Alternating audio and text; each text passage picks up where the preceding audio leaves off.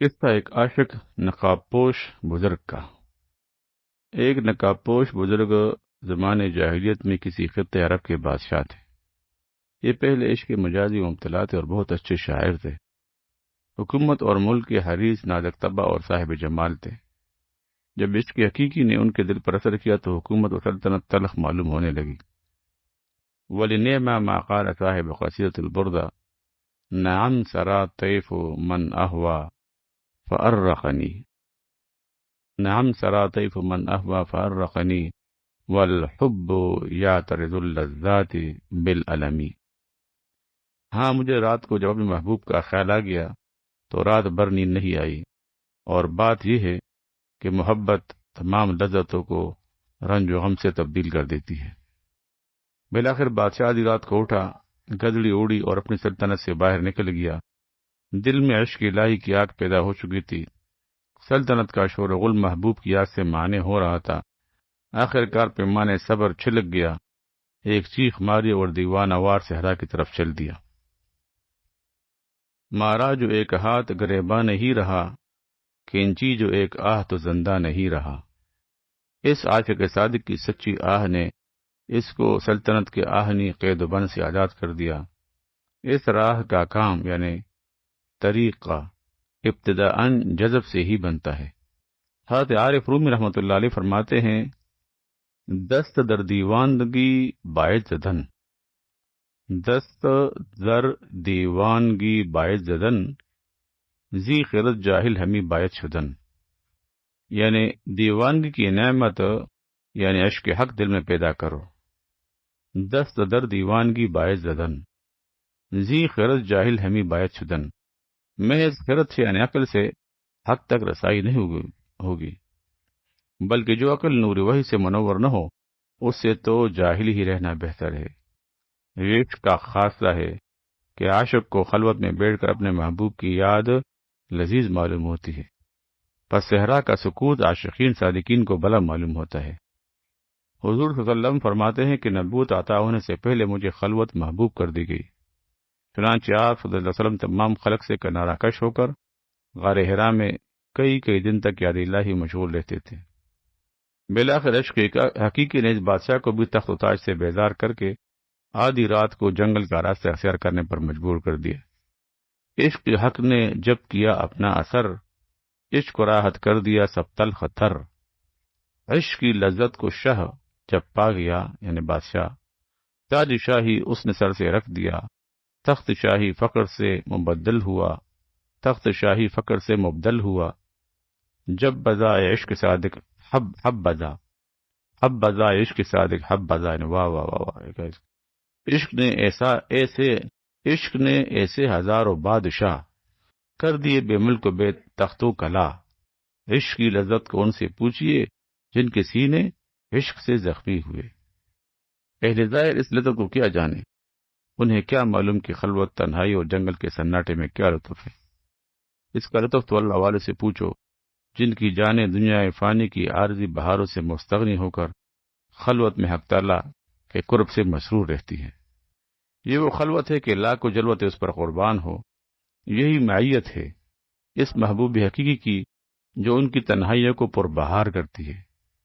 ایک بزرگ مولانا محمد احمد صاحب پرتاپ گڑھی فرماتے ہیں، معیت گر نہ ہو تیری تو گھبراؤں گلستاں میں، معیت گر نہ ہو تیری تو گھبراؤں گلستاں میں، رہے تو ساتھ تو صحرا میں گلشن کا مزہ پاؤں، رہے تو ساتھ تو صحرا میں گلشن کا مزہ پاؤں۔ معیت گر نہ ہو تیری تو گھبراؤں گلستاں میں، معیت گر نہ ہو تیری تو گھبراؤں گلستاں میں، رہے تو ساتھ تو صحرا میں گلشن کا مزہ پاؤں۔ اور صحرا کے سکوت سے انہیں پیام دوست ملتا ہے۔ گیا میں بھول گلستاں کے سارے افسانے، گیا میں بھول گلستاں کے سارے افسانے، دیا پیام کچھ ایسا سکوت صحرا نے، دیا پیام کچھ ایسا سکوت صحرا نے، دیا پیام کچھ ایسا سکوت صحرا نے، گیا میں بھول گلستاں کے سارے افسانے۔ یعنی صحرا کی خاموشی نے پیام دوست کی کچھ ایسی غمازی کی کہ اس کے لطف کے سامنے ہم دنیا فانی کی چند روزہ بہار کے سب افسانے بھول گئے۔ کوہ و دریا دشت و دمن سے دیوانہ وار گزرتا ہوا وہ بادشاہ اپنی حدود سلطنت سے لے کر سرحدی تبوک میں داخل ہو گیا اور چہرہ پر نقاب ڈال لی، تاکہ چہرہ کی جلالت بادشاہانہ سے لوگ نہ سمجھ لے کہ یہ گدلی پوش کسی ملک کا رئیس یا بادشاہ ہے۔ ملک کے تبوک میں اس بادشاہ پر جب کئی فاقے گزر گئے تو ضعف و نقاہت سے مجبور ہو کر مزدوروں کے ساتھ اینٹیں بنانے لگا۔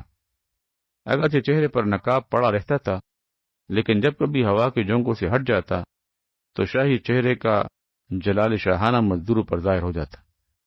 آخرکار مزدوروں میں تذکرے ہونے لگے کہ یہ نقاب پوش کسی ملک کا سفیر یا بادشاہ معلوم ہوتا ہے۔ رفتہ رفتہ یہ خبر ساری سلطنت میں مشہور ہو گئی اور شاہ تبوک تک بھی پہنچ گئی۔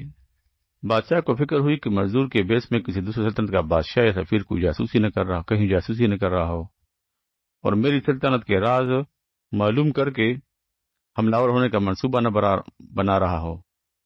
تحقیق کرنی چاہیے کہ ماجرا کیا ہے۔ شاہ تبوک نے فوراً سامان سفر باندھا اور مزدوروں کے جرمٹ میں گھس گیا جہاں وہ نقاب پوش اینٹیں بنا رہا تھا۔ بادشاہ نے اس کے علاوہ تمام مزدوروں کو دور ہٹا دیا اور اس صاحب جمال کا نقاب اٹھا دیا اور دریافت کیا کہ اے صاحب جمال، آپ اپنے صحیح حال سے مجھے آگاہ کیجیے۔ آپ کا یہ روشن چہرہ شہادت دیتا ہے کہ آپ کسی ملک کے بادشاہ ہیں، لیکن یہ فقر اور مسکنت کس سبب سے ہے؟ آپ نے اپنی راحت اور سلطانیت کو اس کلفت و فقر کی ذلت پر کیوں کر قربان کیا؟ اے عالی حوصلہ، آپ کی اس ہمت پر میری سلطنت تبوک ہی نہیں بلکہ صدہا سلطنت قربان ہو۔ مجھے جلد اپنے راز سے آگاہ کیجیے۔ اگر آپ میرے پاس مہمان رہیں تو میری خوش نصیبی ہوگی، اور اگر آپ کے قرب سے میری جان بوجہ خوشی 100 جان کے برابر ہو جائے گی۔ اسی طرح بہت سی ترکیبوں سے شاید تبوک اس لباس فقر میں ملبوس بادشاہ سے دیر تک بات کرتا رہا تاکہ اس کا راز منکشف ہو جائے، لیکن راز و نیات کی گفتگو کے بجائے اس نقاب پوش بادشاہ نے شاہ تبوک کے کان میں درد عشق کی ایک بات کہی تھی۔ یہ سن کر بادشاہ تبوک بھی اس کلائی سے دیوانہ ہو گیا اور اپنی سلطنت کو ترک کر کے اس تاریخ دنیا شاہ نقاب پوش کے ساتھ رہنے کے لیے تیار ہو گیا۔ آدھی رات کو یہ دونوں بادشاہ اس ملک سے نکل کر کسی اور سلطنت میں چل دیے تاکہ لوگ پریشان نہ کریں اور فراغ قلب سے محبوب حقیقی کی یاد میں مشغولی نصیب ہو۔ یہ دونوں بہت دور تک چلتے رہے، یہاں تک کہ کسی تیسری سلطنت میں داخل ہو گئے۔ مولانا رومی رحمۃ اللہ علیہ فرماتے کہ عشق نے یہ گناہ ایک ہی بار نہیں کیا ہے بلکہ بکثرت کیا ہے، یعنی لوگ اس کو گناہ کہتے ہیں کہ مال و جاہ اور حکومت و سلطنت سب چھڑا دی ہے۔ گناہ کا لفظ مولانا نے یہاں ان مخاطب کے اعتبار سے استعمال کیا ہے جو محبت حق سے کورے ہیں، کیونکہ اہل دنیا اہل اللہ کو حقیر سمجھتے ہیں۔ غرض اس عاشق صادق نقاب پوش تارک سلطنت کی بات میں نہ جانے کیسی لذت تھی کہ شاہ تبوک پر سلطنت کی تمام لذتیں حرام ہو گئی۔ سارا عیش اس لذت کے سامنے ہچ ہو گئے اور دل میں عشق الہی کا ایک دریا موجزن ہو گیا۔ اے سوختہ جاں پھونک دیا کیا میرے دل میں، ہے شعلہ زن کاک کا دریا میرے دل میں، اے سوختہ جان پھونک دیا کیا میرے دل میں، ہے شعلہ زن کاک کا دریا میرے دل میں۔ حضرت خواجہ صاحب رحمۃ اللہ علیہ نے اپنے پیر مرشد حکیم الامت مولانا تھانوی رحمۃ اللہ علیہ کی شان میں اس مضمون کو عجیب انداز میں بیان فرمایا ہے۔ کہتے ہیں، جس قلب کی آہوں نے دل پھونک دیے لاکھوں، جس قلب کی آہوں نے دل پھونک دیے لاکھوں، اس قلب میں یا اللہ کیا آگ بری ہوگی۔ جس قلب کی آہوں نے دل پھونک دیے لاکھوں، اس قلب میں یا اللہ کیا آگ بری ہوگی۔ جس طرح آگ ایک گھر سے دوسرے گھر میں لگ جاتی ہے، اسی طرح عشق کی بھی آگ ہے جو ایک دل سے دوسرے دل منتقل ہو جاتی ہے۔ جو آگ کی خاصیت وہ عشق کی خاصیت، ایک سینہ بسینہ ایک خانہ بخانہ۔ عارف روم رحمۃ اللہ علیہ فرماتے کہ ایک دل سے دوسرے دل تک مخفی راہیں ہیں، یعنی راستے ہیں، اور اس غیر مخصوص اور غیر مبصر دعویٰ کے تفہیم کے لیے ایک عجیب تمثیل مخصوصات خارجیہ سے پیش کرواتے ہیں، اس کی مثال دیتے ہیں۔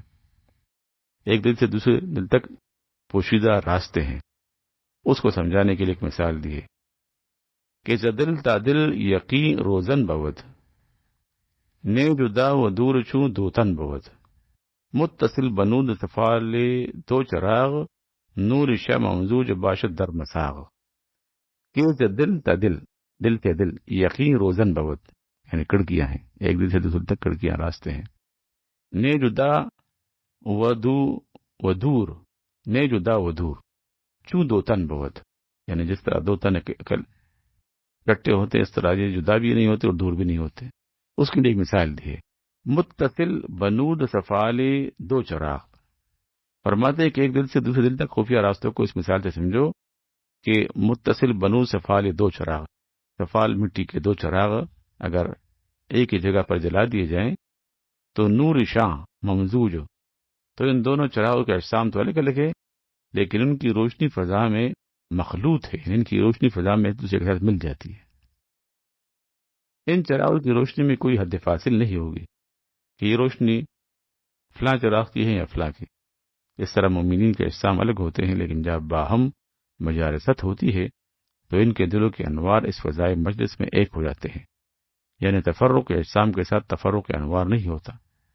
اس طرح حضرت شارع علیہ السلام نے باہمی مشورہ کا جو حکم ارشاد فرمایا ہے، اس میں منجملہ اور حکمتوں کی یہ حکمت بھی ہے کہ ایک مومن سے جب 10 مومن جمع ہو گئے تو اب 10 چراغوں کی روشنی کہیں زیادہ ہو جائے گی، اور اس تیز روشنی ایمان و یقین میں صحیح حقیقت کا انکشاف ہو جائے گی۔ اسی کو عارفون رحمۃ اللہ علیہ فرماتے ہیں، مشورہ کن باگروہ صالحان، بر پیمبر امرہم شورا بداں، یعنی صالحین کے گروہ سے مشورہ کرتے رہو کیونکہ نبی کریم صلی اللہ علیہ وسلم پر بھی مشورہ کا حکم نازل ہوا تھا۔ ای خردہاں چو مصابیح انورست، بست مصباح از کے روشن ترست، نبی کریم صلی اللہ علیہ وسلم کو حکم ہوا شاورہم فی الامر امرہم شورا بینہم، یعنی ان اصحاب اپنے دوست اصحاب سے مشورہ کیا کرو۔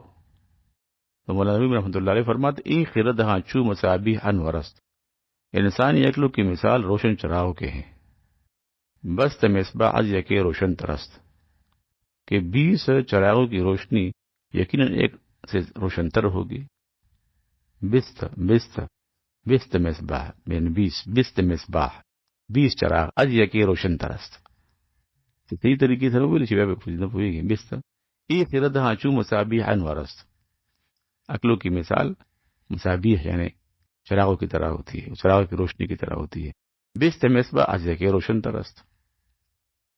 مولانا نبی فرماتے ہیں کہ حضور صلی اللہ علیہ وسلم نے اس سبب سے رہبانیت سے منع فرما دیا ہے کیونکہ دنیا کو بالکلیہ ترک کر کے پہاڑ کی گھاٹی میں بیٹھ رہنے سے باہمی صلاح مشورہ کی صورت مفقود ہو جاتی۔ اسی کو فرماتے ہیں بہری ای کر دست منا باشکو از ترہب وزشدن خلوت بکو تا نگرد و فوت این التقا کا نظر بخت است و اکثیر بخا، اسی واسطے اس صاحب شکو بشکو نبی کریم صلی اللہ علیہ وسلم نے رہبانیت اور دامن کوہ میں خلوت اختیار کرنے کو منع فرما دیا تاکہ اس نوع کی ملاقات کے منافع اور فیوز و برکات کے سے جو صالحین کی صحبت سے نصیب ہوتے ہیں محروم نہ ہو جائے۔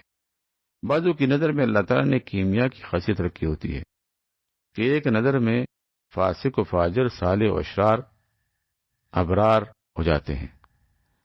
اکبر العبادی مرحوم نے اس مضمون کو خوب کہا ہے، نہ کتابوں سے نوازوں سے نظر سے پیدا، دین ہوتا ہے بزرگوں کی نظر سے پیدا۔ یہاں پر یہ اشکال ہو سکتا ہے کہ جن بزرگ کا قصہ یہاں بیان ہو رہا ہے انہوں نے بھی دنیا ترک کر دی تھی۔ جواب یہ ہے کہ کسی بادشاہ کا ترک سلطنت کر کے فقر اختیار کر لینا اور گروہ فقراء میں رہنا رہبانیت نہیں ہے۔ رہبانیت تو نام ہے مخلوق سے بالکل ہی الگ ہو جانے کا۔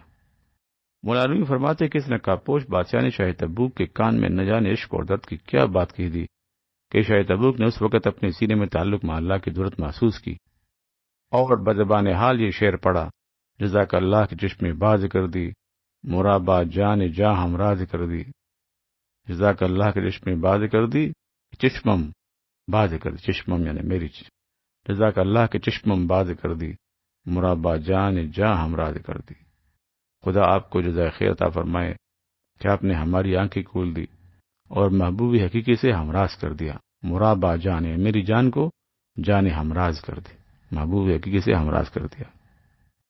اور اس نے نقابپوش صاحب نسبت بادشاہ سے عرض کیا کہ ہمیں بھی اپنے ہمراہ لے چلیے، آپ کا قلب سرچشمہ آتش عشق ہے، آپ سے درخواست ہے کہ عشق حق کی آگ سے سینہ میرا بھر دیجیے۔ سلطنت تر کر کے آپ کا مزدوروں کے ساتھ اینٹیں بنانا اور لباس فقر میں قصہ لینا اس بات کی دلیل ہے کہ آپ باطن میں کوئی دوسری سلطنت دیکھ چکے ہیں جس کے سامنے ہفت اقلیم کی سلطنت بھی گرد ہے۔ کسی کی یاد میں ہے مسترب جانے ہنسی تیری، کسی کی یاد میں ہے مسترب جانے ہنسی تیری، یہ غم والی جان جو ہے، غمناک جان، یہ کسی کی یاد میں مسترب ہے۔ گریباں چاک ہے اشکوں سے تر ہے آستی میری، گریبان چاک ہے اور اشکوں سے میری آستین تر ہے۔ تیرے دل کو میسر ہے مقام قرب کی لذت، تجھے پھر من وصلہ کیوں نہ ہو نانی جمی تیری۔ اگر تیرے دل کو اللہ تعالیٰ کے قرب کا مقام حاصل ہے تو تجھے پھر من وصلہ کیوں نہ ہو نانی جمی تیری۔ نانی جمی یہ اور بشر اٹھاتا، اور بشر اٹھاتا تو من وصلہ بولی نخکار ہے، جو کی روٹی تیولی من وصلہ کیوں نہ ہو۔ مولانا فرماتے ہیں کہ صرف ان دو بادشاہوں کو ہی نہیں اور بھی بے شمار بادشاہوں کو عشق نے ان کے ملک اور خاندان سے جدا کر دیا۔ جب عشق کی خونی کمان پر چھلا چڑھا لیتا ہے تو لاکھوں سر اس وقت ایک پیسے کو بک جاتے ہیں۔ 100,000 سر پبونے آزما عشق خونی چھو کند زہ بر کما، 100,000 سر بپولے آزما عشق خونی چھو کند زہ بر کما، کہ جب عشق کی خونی کمان پر چھلا چڑھا لیتا ہے تو لاکھوں سر اس وقت ایک پیسے کو بک جاتے ہیں۔ حق تعالیٰ کی محبت میں ایک دفعہ قتل ہونا ہزاروں زندگی سے بہتر ہے، اور ہزاروں سلطنت غلامی پر جو عشق کے حق سے حاصل ہوتی ہے قربان ہے۔ اولاً عشق میں اگرچہ مجاہدات سے جسم ویران ہوتا ہوا معلوم ہوتا ہے، لیکن اس ویرانی میں جب خزانے نسبت یعنی تعلق مع اللہ منکشف ہوتا ہے تو عاشق بزبان حال کہتا ہے، نی مجا عشق نے کیا لیکن، نی مجا عشق نے کیا لیکن، عشق نے مجھے نیم جان کیا، ہاتھ میں قرب لازوال ہے آج، نیم جا عشق نے کیا لیکن ہاتھ میں قرب لازوال ہے آج۔ اس حکایت میں تعلیم ہے کہ اے نفس اگر بدید تحقیق بنگری، درویشی اختیار کنی بر تونگری، اے نفس اگر بدید تحقیق بنگری، اے نفس اگر تو نگاہ تحقیق سے دیکھے درویشی اختیار کنی بر تونگری، تو تونگری کے بجائے درویشی اختیار کرے گا، یعنی اگر تجھ پر حقیقت حال کھل جائے گی تو تو مالداری کے بجائے درویشی کو پسند کرے گا۔